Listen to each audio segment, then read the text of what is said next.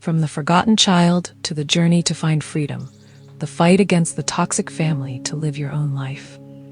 Sophia, 27, stood in the middle of her newly renovated apartment, her hand gliding lightly over the freshly painted wall. Everything in this space is perfect, from the glossy wooden floors to the sparkling crystal chandelier in the dining room. This is the house she has dreamed of for a long time, built from a successful career at Morgan & Stanley and an inheritance from her late father. But even though everything was beautiful, Sophia's feelings in her heart weren't quite like that. She was preparing for a housewarming party, and because of a risky decision, she invited her mother and half-sister, Clara. Childhood memories rush back as Sophia arranges food trays in her shiny kitchen. Clara, the sister she has never felt close to, has been the source of much trauma in her life. When Clara was a child, she used to ruin everything that Sophia loved. From the new graphic kit she received from her father, her favorite sweater, to the science assignment that Sophia had worked so hard to prepare, all of them became Clara's goal. But what hurts Sophia the most is not Clara's actions, but her mother's attitude. "Mom, Clara ruined your graphics kit," Sophia cried, but her mother just sighed and said, "Don't overdo it, she's just a child." Sophia was always bound by rules, while Clara grew up unfettered. When she was 14 years old, Sophia decided to leave her mother's house to live with her father, the only one who truly understood and appreciated her. Her father not only encouraged Sophia's passion, but also helped her find her self-worth. But that choice also meant that Sophia was cut off from her mother for years. That separation, along with the pain from the times Clara and her mother ignored her feelings, created a huge gap between them. When the apartment door was finished, Sophia knew she was in the middle of a big conflict. Why did she invite Mom and Clara over? Was this her way of trying to heal old wounds? Or was it just a desire to prove that she was no longer the little girl she had been neglected? Sophia still remembers the feeling when her father died and left her this house. Although it was his last gift to her, it also made the relationship between Sophia and Clara worse. Clara is always jealous, thinking that Sophia enjoys everything while she has nothing. And now, Sophia is facing the possibility that things will happen again. Clara, with her usual impulsiveness, will ruin the party and turn everything into a nightmare. Sophia didn't have to wait long to get an answer. When the knock on the door sounded, the evening was prepared for an unexpected chaos. Clara, as expected, not only spoils the party atmosphere, but also rekindles old conflicts, leading to a tense confrontation and opening up bigger rifts in family relationships. Sophia tries to stay calm as she opens the door to welcome Clara's mother and sister to the housewarming party. From the moment they walked in, Sophia knew things weren't going to go well. Mom, in a fancy dress, and Clara, dressed in an excessively tight dress, quickly attracted attention, but not in a positive way. The party was quite fun until Clara walked in with a sarcastic smile. Looking around the beautifully decorated apartment, she let go of a sentence that was not very goodwill. "Is this a housewarming party or a nursing home gathering?" The room was as silent as a sheet. Sophia tries not to let Clara's words affect her mood, but Clara seems intent on spoiling the air. Clara walked around the apartment, glancing at every detail with a prying eye. When she entered the kitchen, she placed her hand on the new granite table and turned to look at Sophia with the smile she was all too familiar with, the smile that signaled trouble. "This apartment is amazing," Clara said loudly. "I think I'll move in next week." Sophia stood dumbfounded, thinking Clara was joking. But when she saw the seriousness on her sister's face, she realized that this was not a joke. "Clara, you can't move in here," Sophia said, trying to keep her voice calm. "This is my home, and I live alone." Sophia's answer sparked an explosion. Clara screamed, accusing Sophia of being selfish and greedy. "I got everything from my dad. What about you? I live luxuriously, while my mother and I struggle to get through the day." Sophia felt anger boiling in her heart. But what hurt her the most was that her mother was not on her side at all. Instead, she crossed her arms, looking at Sophia with reproachful eyes. "Sophia, can't you help your sister? The family has gone through a lot of difficulties." Sophia feels surrounded in her own home. She recalled childhood memories when Clara was constantly vandalizing and her mother was never on her side. Family? Do you call this family? For so many years, I've always let Clara hurt me without stopping me. Sophia's mother was furious, dragging Clara away, but before she could leave the apartment, she looked at Sophia with disappointed eyes, as if she had done something wrong. Sophia thought it was over, but she didn't expect the chaos to just begin. A month later, she returns home from a business trip and discovers that Clara has used the key her mother gave her to break in, throw a party, and destroy the entire apartment. The chaotic housewarming party is just the precursor to a bigger nightmare that awaits Sophia. Sophia returned to her apartment after a 2-week business trip to Phoenix. During that time, she always looked forward to resting on her favorite sofa, in the cozy space she had worked so hard to build. But when she entered the corridor leading to the apartment, an unpleasant smell of cigarettes and alcohol hit her nose, making her gasp. When the door opened, Sophia stood dumbfounded. The house she was once proud of is now like a battlefield. On the floor, wine bottles and cigarette butts were scattered everywhere. The expensive white sofa that Sophia loved is now variegated with wine stains and burn marks. The freshly painted walls are smeared with food stains and graffiti. When she entered the kitchen, Sophia saw a pile of dirty dishes and moldy food on the stone countertop. But the worst is yet to come. Sophia opened the bedroom door and saw Clara lying on the bed, her dirty shoes still on her feet. Pure white bedding is now full of stains, from patchy makeup to greasy stains on food. Feeling angry, Sophia stepped forward and shook her sister's shoulder vigorously. "Clara, get up now. What did you do with your apartment?" Sophia shouted. Clara lazily opened her eyes, pushing Sophia's hand away in frustration. "Oh my God, why do you have to make such a fuss? I'm just here for a while. My mother said I can use the key." Sophia felt her blood boil as she heard Clara mention the key. It was the emergency key she had given to her mother a few years ago, just in case of any uncertainties. "I don't have the right to give you my keys," Sophia shouted. Clara just shrugged her shoulders. "Relax, Sophia. You're rich. What's the big deal with fixing it a little?" Unable to take any longer, Sophia called her mother, asking her to come immediately. When her mother arrived, she did not show any surprise or remorse for the devastation in the apartment. "Mom, look!" Sophia screamed, pointing to the stains on the walls and the ruined furniture. "This is what Clara did, and don't you think it's okay to give her your keys?" Sophia's mother shrugged her shoulders, her voice calm and emotionless.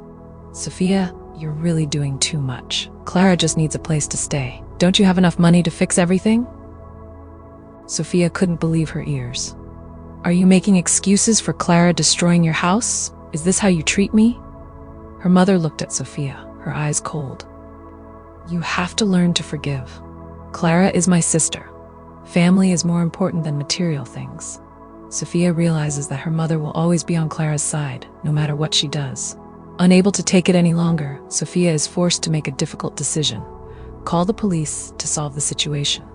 But this event was only the beginning of a larger confrontation between Sophia and her family, as betrayal and bias became more and more apparent. Sophia stood in the middle of the rubble of the apartment she had once been proud of. Clara and her mother destroyed this space, both physically and emotionally. Sophia knew that this was not just the destruction of a house, but a complete breakdown of the trust that remained in the family relationship. Clara was still sitting on the stained chair, casually swiping her phone as if nothing had happened. Sophia's mother stood by, trying to justify. "Sophia, you're overdoing everything. These are just a few parties, nothing serious." Sophia, with her hands trembling with anger, looked at both women in front of her. "I've already warned you. This is my home, and I won't allow anyone to destroy it." "So what are you going to do? Call the police?" Clara laughed mockingly. Sophia didn't answer. She pulled out her phone, dialed 911, and calmly asked for help. Within just 10 minutes, 2 police officers were on the scene. Clara began to react violently, shouting and letting go of insults when asked to leave. "Did you really call the police? What kind of person are you?" she shouted as she was handcuffed. Sophia's mother did not give up either. She criticized Sophia, calling her unthankful and claiming that she had destroyed her family. After the police took Clara away, Sophia's mother still refused to leave the apartment. "Do you know what I've just done?" she asked, her eyes filled with indignation.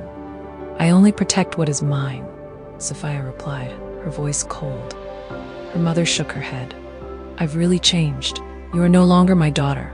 "Maybe you're right," Sophia said, a feeling of heartache giving way to relief. "You can't continue to be the only one who maintains a relationship that you and Clara don't cherish."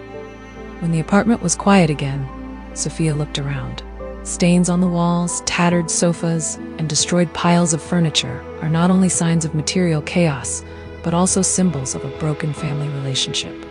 Instead of feeling miserable, Sophia realized that this was her chance to break free from toxic bonds.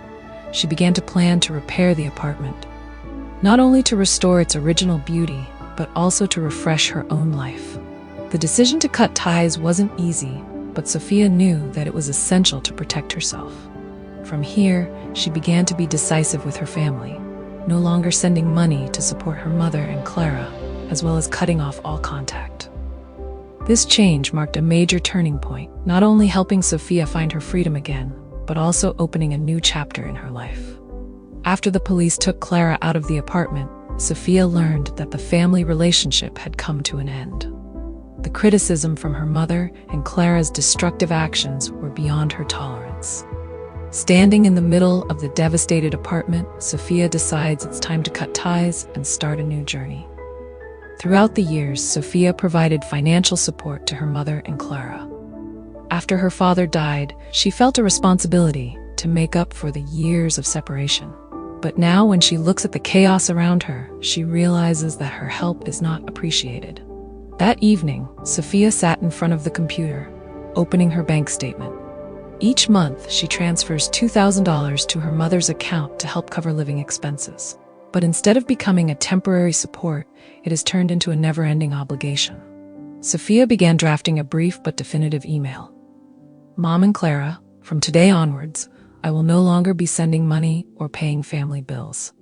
My financial support has always been voluntary, but now I realize it only creates dependency and injustice.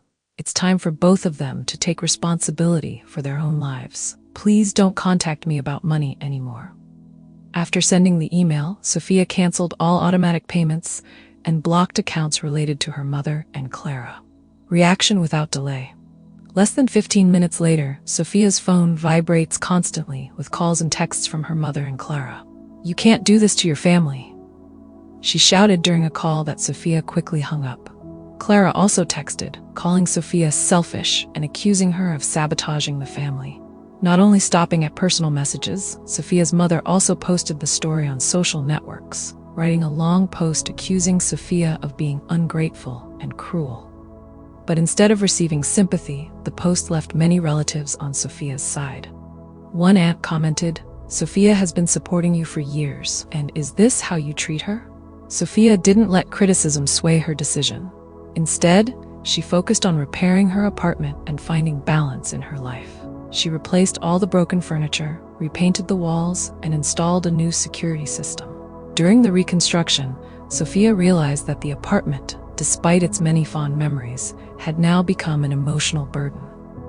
The marks left by her mother and Clara made it impossible for her to find the peace she once had. Sophia began to consider selling the apartment and moving to a completely new place. She looks for homes with tight security systems where she can really start over without worrying about the unexpected arrival of her mother or Clara. The decision to leave the old space is not only a way for Sophia to erase painful memories, but also the first step on her journey to find freedom and build a life that she is completely in control. Sophia sat by the window of her apartment, looking at the view of the city at night. The apartment she once loved now carries too many sad memories. Even though she had repaired all the damage caused by Clara, Sophia still felt that she no longer belonged in this place.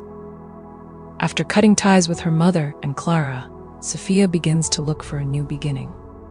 She spends her time looking at real estate listings, looking for a home that can bring her peace. A place where she is no longer haunted by the past, where she can live a life that is completely her own. One day, Sophia finds a penthouse in a modern building in another part of the city. The house has a tight security system, a private elevator, and a large balcony with panoramic views. It was all she needed, a space that allowed her to redo it from scratch. While waiting for the house purchase procedure to be completed, Sophia felt a strange sense of relief. No longer facing calls or texts from her mother and Clara, she can focus entirely on herself. Instead of spending money to support her family, Sophia invests in the things that really matter: her career, mental health, and her own future. Sophia's work continued to grow, and she quickly expanded projects she hadn't thought of before. The freedom not only brings her a sense of relief, but also arouses creativity and positive energy. The day Sophia signed a contract to buy a penthouse, she felt like she had stepped through a new chapter in her life. From this house, Sophia can look back on her past journey, from childhood trauma, disappointment from her family, to the decisive decision to regain her self-worth. She has no regrets about her choice. Sometimes, in order to find true freedom, one has to accept letting go of relationships that no longer make sense. For Sophia, it was the beginning of a new life, where she was in control of everything that belonged to her.